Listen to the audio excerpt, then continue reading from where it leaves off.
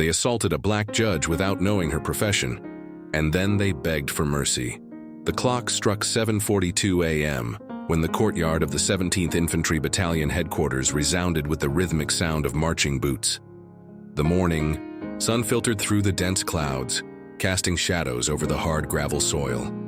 It was a day of routine inspection, and the troops were lined up, posture rigid, eyes fixed ahead.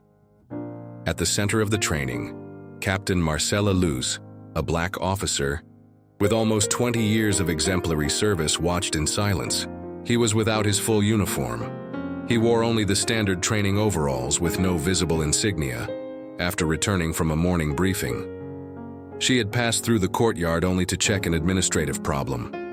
It was then that Major Aida Augusto Rivas, a high-ranking white man known for authoritarian behavior and his motivational speeches, marked by misogyny and veiled racism, saw her at a glance.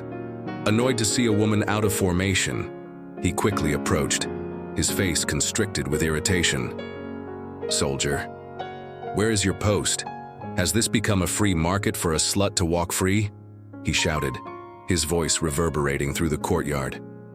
Marcela turned slowly, expressionless, but said nothing. He didn't recognize her. He did not connect his face to the exemplary file that slept in his office. For him, at that moment, she was just another stuck-up woman who needed to be put in her place. Without warning, he grabbed her arm tightly and pushed her back, as if she were an unruly recruit. The shock ran through the ranks of soldiers. There was a heavy silence. No one moved. No one dared to intervene, until a sergeant in the background murmured, barely audible, "My God." He doesn't know who she is. Marcela, still not reacting physically, just fixed her eyes on his. "Let go now, Major," he said calmly. "And who the hell do you think is to give me orders?" She stepped back a step, turned to the formation, and in a clear, stately voice announced, "Captain Marcela Luz, Military Justice Officer of the 3rd Region. From this moment on, this unit enters the process of disciplinary investigation." The impact was instantaneous. Some soldiers widened their eyes.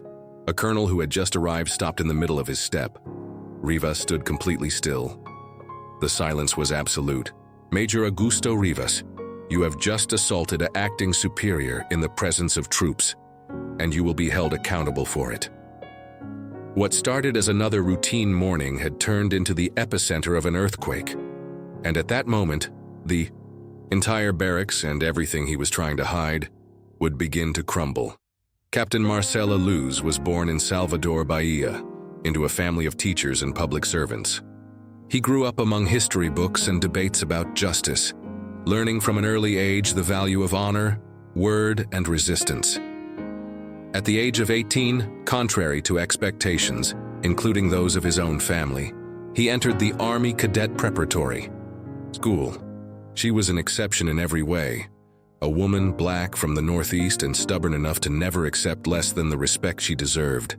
She graduated with honors, was the first in her class to transfer to leadership missions in the field. He worked in crisis areas, headed humanitarian operations, and was part of internal disciplinary commissions. His reputation grew quiet, built not by the spotlight, but by the firmness of his decisions and the integrity with which he handled even the worst cases. Internally, she was respected by many, but also feared by others. Some senior officers considered her difficult, proud, unyielding. Others used less formal words, meddlesome, mouthy, impossible to control. But what really bothered her was that she knew too much, observed too much, and was not silent. Marcela was not the type to get involved in political games. He refused promotions that came with favors. He never turned a blind eye to abuse. I had already made reports that disappeared. I had already recommended investigations that never happened, and she knew it wasn't by chance. Despite this, he never backed down, and for this reason, despite boasting one of the cleanest and most respected records in the 3rd Military Region, many still did not see it, or they pretended not to see. That was why when Rivas publicly assaulted her, he did not hesitate. Because in his mind, and that of so many others like him, Marcela Luz was still just another body out of place. not an authority to be feared. But his mistake, the fatal mistake, was not understanding that she was no exception. It was the beginning of a change. And now he had just given her the fuse she needed to set the entire structure on fire. The courtyard was still silent when Marcella's voice echoed again, this time with the full weight of her authority. Private, Elias, immediately record this incident in the occurrence book. Colonel Dantas, I request an urgent reserved hearing with the military ombudsman and the Internal Affairs Office. Now. The names she uttered were not casual. Each of them knew exactly who she was. And more importantly, they knew what she was capable of. Rivas, standing in the middle of the courtyard, looked around for support. The look that had previously been one of disdain and dominance now began to slip into incredulity. No one moved to defend him. Neither did the colonel, neither did the sergeants, nor the soldiers he used to command with shouts and threats. Colonel Dantas himself, until then conniving with Rivas's ways, cleared his throat nervously. Captain Light, let's take it easy. Perhaps a misunderstanding. A misunderstanding. She cut off. Major Rivas grabbed me publicly, pushed me, offended me with sexual and racial terms. All this in front of an entire company of soldiers. And then she made the move that changed everything. She took a small audio recorder from the inside pocket of her overalls. The recording of this incident is saved on 3 different servers, with date and time, according to the disciplinary audit protocol. The military constitution gives me the authority to initiate a summary investigation in case of flagrante delicto. And what we have just witnessed, it's a crystal clear case. The tension in the air turned to shock. The absolute silence was broken only by the sound of the recorder being placed on the floor, as if it were a proof left on the altar. Rivas took a step forward. You can't do it alone. Marcella stared at him with a hard look. I'm not alone. Behind her, Sergeant Elias, a young black military man who deeply respected her, stepped forward and stood next to her. Soon after, 2 other soldiers followed. In a few seconds, what seemed like a woman isolated in front of a giant became a small army of integrity. It was the turning point, the moment when the structure began to crumble. That afternoon, a formal document of inquiry was filed with the signature of Marcella and 2 lieutenants of the Internal Affairs Department, which she herself activated. And at the bottom of the form, in small print, a line that few noticed, but which marked the beginning of an avalanche. Investigation extended into the general conduct of Major Rivas and his direct superiors over the past 10 years. It was the thread being pulled. And what would come after would not be just about him. Outside, the barracks retained its routine appearance. Flag flying, troops in training, cabinet meetings. But inside, the ground was shaking. In the 48 hours following the official opening of the inquiry, Captain Marcella Luce began to be treated as a problem to be contained. Not officially, not openly, but in every whisper of the hallway, in every glance she averted, in every heavy silence when she entered a room. Major Rivas was temporarily removed, but not removed from the barracks. What seemed like a breakthrough was actually a trap. Keeping the attacker close was a form of veiled intimidation. And then the clear signs began that she was moving on to something bigger. Marcella requested access to files of previous complaints against Rivas. 5 records were misplaced. Others had been signed and filed by the same name. Lieutenant Colonel Dario Ferraz, Rivas's former direct superior, and, curiously, former head of the region's discipline commission. She also found strange patterns in medical and psychological reports from recruits, many with unexplained injuries, which were classified as training accidents. Some of these recruits had been discharged shortly after reporting incompatibility with military doctrine. And then a young sergeant reservist sought her out in silence. He brought with him a copy of an old police report filed without investigation, where he reported moral and physical harassment by Rivas. Her name? Sergeant Ana Torres. The same one that disappeared from active duty the previous year, officially for mental health reasons. Captain. They tried to make me look crazy. The next morning, Marcella received a notice of temporary demotion, alleging standard procedure during ongoing investigations. She was prohibited from accessing certain sectors and had her password for the administrative system changed without warning. She smiled, weak but with irony. The machine began to react. At the end of the week, she was summoned to testify about her conduct incompatible with the military esprit de corps. The document was signed by a name she recognized at the time, General Moacir Valença, a man known for shielding allies, especially when these allies knew too much about what was going on in the shadows of the command. Marcella had already begun to form a parallel network of support, loyal soldiers, former military personnel unjustly dismissed, and even an investigative journalist who covered complaints within the armed forces.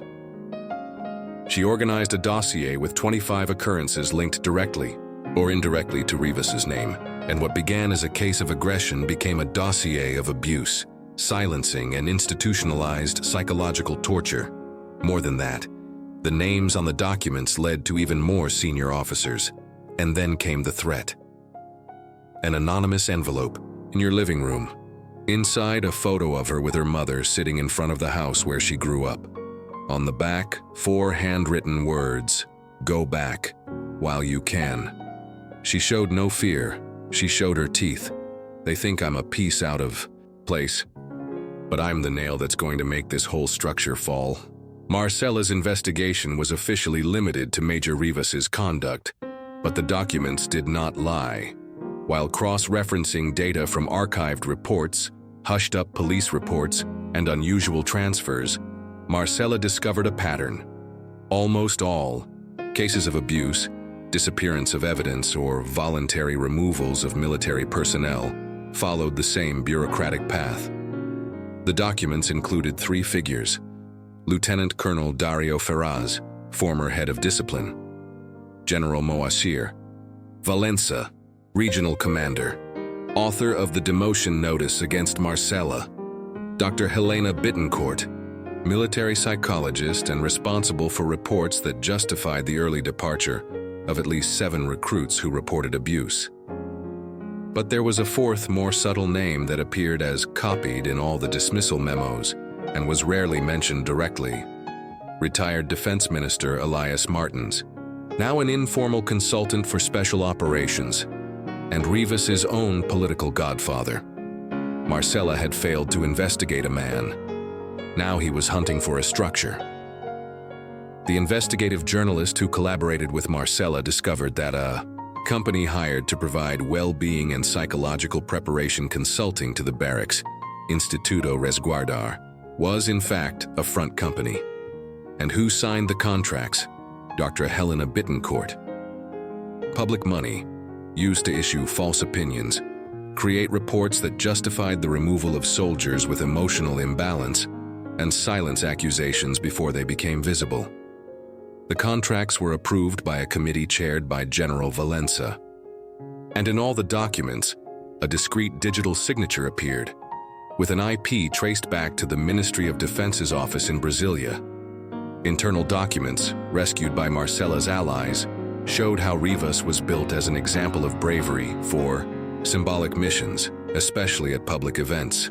He received decorations almost automatically, speeches ready, edited videos with scenes of intense training. A manufactured hero, while behind the scenes, he accumulated accusations covered up with surgical efficiency. More than protecting it, they used it as a piece of propaganda, as a human shield, as cannon fodder to keep the rest of the structure away from the spotlight.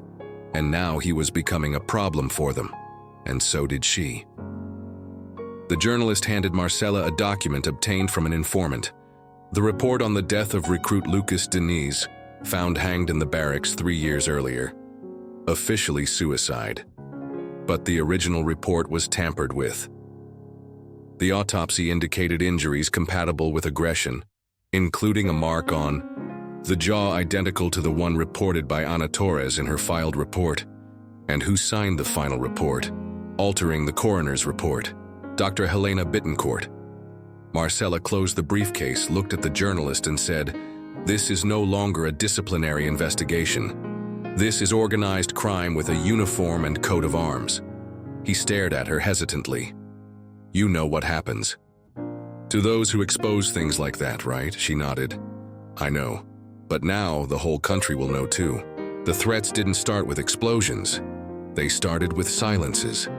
Marcella noticed that 2 folders had disappeared from her office. No one knew who came in. The security cameras in the sector failed. His access to the military intranet was restricted by technical maintenance. In the same week, he received an anonymous email with only 1 sentence. Stubborn people don't last long here. She did not answer. He only referred him to the intelligence sector. He never received a response. One morning, Marcella woke up to a strange sound coming from the ground floor of the functional house where she lived. When he got off, he saw the front door ajar. She always locked it up. Nothing had been stolen. But on the living room floor, on top of the dining table, a printed sheet with a black and white photo. Her, in uniform, with her deceased sister by her side. The image had been cut out of an old family album that only existed in his childhood home. On the other side of the page, written in red marker, "You are brave. Is your family too?" 2 days later, the school where her godson studied called to confirm the change of legal guardian and the new number for emergency contacts. Marcella had never requested this. Someone called, pretending to be her. It gave a new number, a new address, all false. But the school only realized the mistake because the secretary was a former student of Marcella and was suspicious of the tone of her voice. It was the breaking point.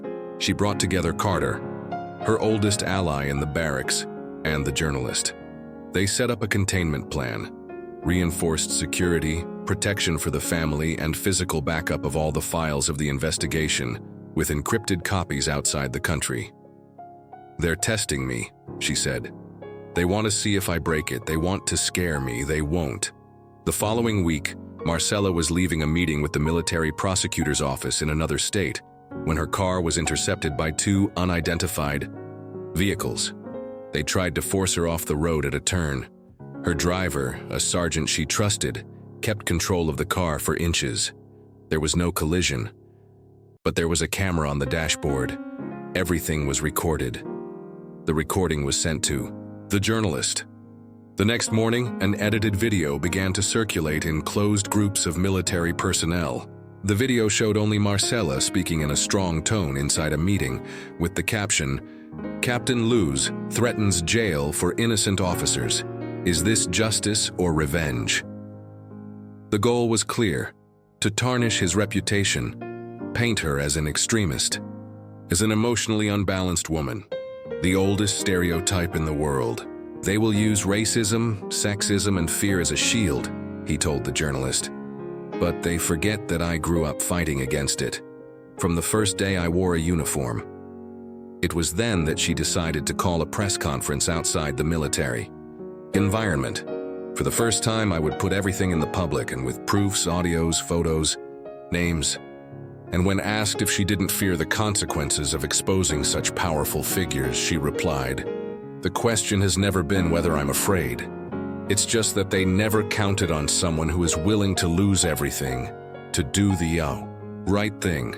It was Monday morning when the conference room of the National Association of Military Justice was taken over by cameras, microphones, independent journalists, and even international observers. The call made by Marcella had been clear.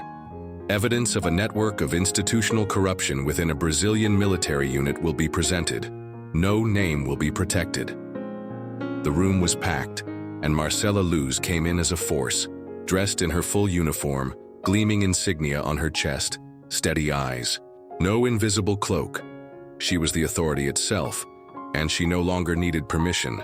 Next to her were the journalist who helped gather the data, 2 former recruits who have denounced Rivas in the past, an officer of the Military Internal Affairs Department, silent but present, and then, in a calm and precise voice, Marcella began, "That's the truth they tried to erase." She presented a dossier with more than 80 pages containing manipulated records, abuse videos and training simulations, falsified medical reports, reports of physical, psychological, and sexual harassment. Names: Rivas, Ferraz, Valença, Bittencourt. And, with weight, Elias Martins, the former Minister of Defense. She showed cross-referenced bank statements, contracts with ghost companies, and even a copy of the forged reports of the death of recruit Lucas Diniz. And finally, the audio captured. Inside the barracks played, Rivas' voice saying, "Do these kids think they're going to change anything? As long as I have people up there, no one touches me." Marcela ended her speech with a phrase that silenced even the most skeptical. The structure that protected these men never expected that a woman like me would have the courage to expose the machine from the inside. Today, I'm no longer a captain. I'm a witness. It's a flame. In the following 24 hours, the Ministry of Defense announced the opening of an independent federal investigation. General Valença was removed from his duties. Dr. Bittencourt was preventively arrested. The name of Elias Martins began to be mentioned in the newspapers as epicenter of a protection network for uniformed aggressors. And most importantly, soldiers and former soldiers began to speak. Entire groups of reservists organized a popular hearing asking for an audit of barracks in other states. The whole country began to pay attention. Weeks later, Marcela was honored by civil and international entities. But she refused political positions, refused symbolic promotions. She asked for only one thing: that a permanent commission be created to listen to silent soldiers, and that she doesn't have a uniform, that it is composed of mothers, psychologists, lawyers, and former military personnel who lived in silence. She didn't want to be a monument. I wanted to be the beginning of a new culture. Marcela sits on a bench in a public square. Next to him, his godson, now older, reads a headline on his cell phone. Reforms in the armed forces now include real-time external audits. He looks at her. "You changed everything, didn't you, Auntie?" She smiles weakly, without vanity. "No, I just turned on the light. Who's gonna keep it lit? It's you." And then, with the same firmness with which she once faced the system, she closes her eyes, takes a deep breath, and finds peace.